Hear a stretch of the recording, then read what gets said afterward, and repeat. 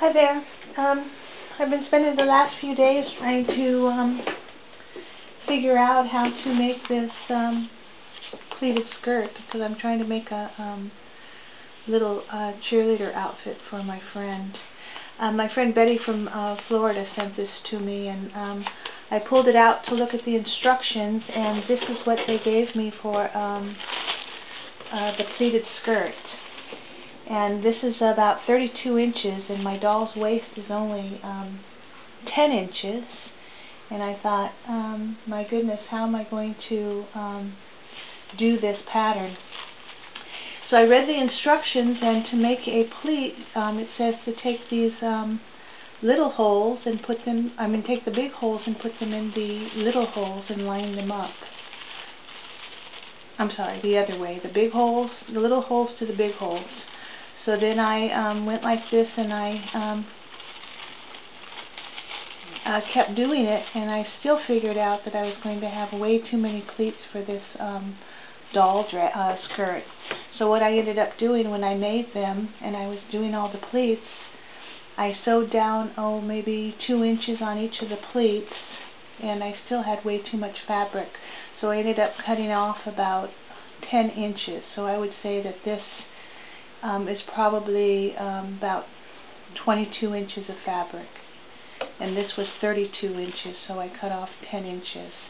And this was my, from following the instructions, this is what I ended up with as far as the pleated skirt. So I'm wasn't too crazy about this, and for one, I thought the pleats were way too small, and it looks cute on the doll, but I just wasn't really that happy with it. So what I ended up doing was going online and looking for all different types of pleats, and what I found out is there's 3 different types of pleats. There's the knife pleat, which is basically you take your fabric and you just fold it and turn it to the side, and that is just your basic knife pleat. You could make knife pleats either way, this way or that way, it doesn't really matter. But that is your basic knife pleat, and then you just sew it, and that will give you, you don't even have to sew down on the pleats. You could just put a waistband in it after you make a stay stitch here, and you can have a pleated skirt. The thing with using the down stitches, you can get a look like this, where you sew down to a certain length and you get a little flare on the bottom, which is very cute.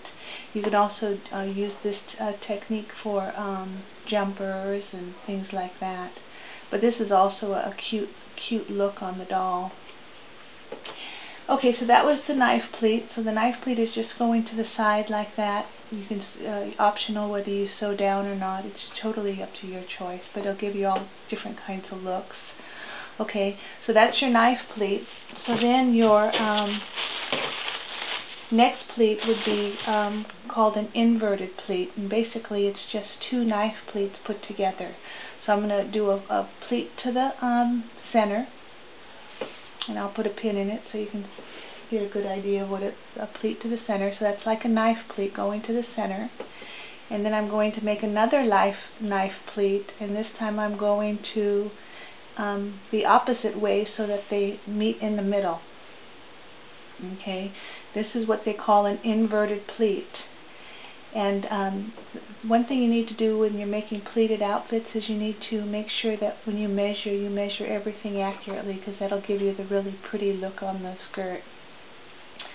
So anyway, that's called your inverted pleat, and that's because all your fabric is being folded into the inside. And all this is here is a inverted pleat. See how the fabric is going to the inside? And this is a bunch of inverted pleats all sewn together. And I sewed down about, I don't know, maybe 2.5 inches.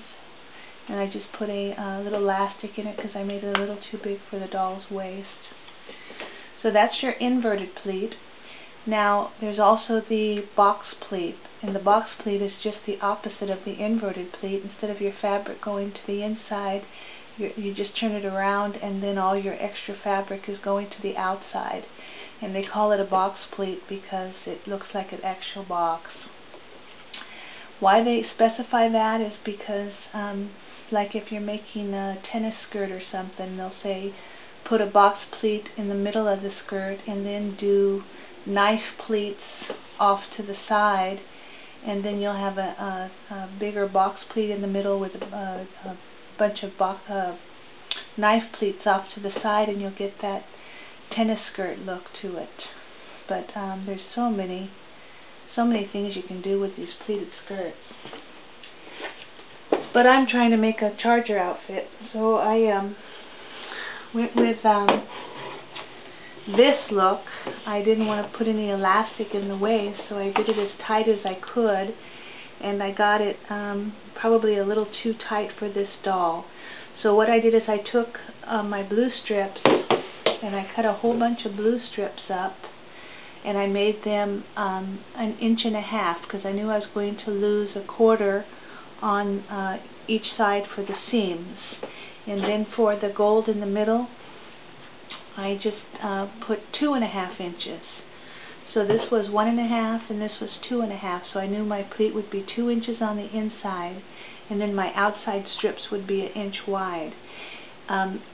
But by the time I finished the skirt, I didn't have enough overlap. So when I do it again, I'm either going to add an additional flap, or I'm going to add, instead of making these 1.5 inches, I'm going to go 1 5/8 inches. And that way when I come around to the back, I'll have enough flap for the overlap. And in this one, I just took some grosgrain, and I just, because this is just a sample.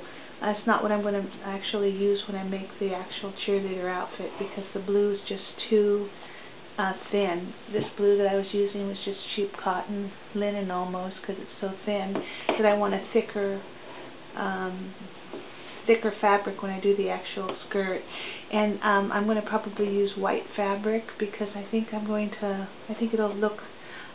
have a smoother finish on it if you use fabric instead of the ribbon.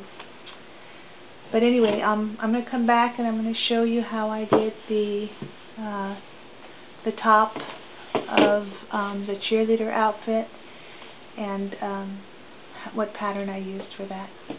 Okay, I'll be back.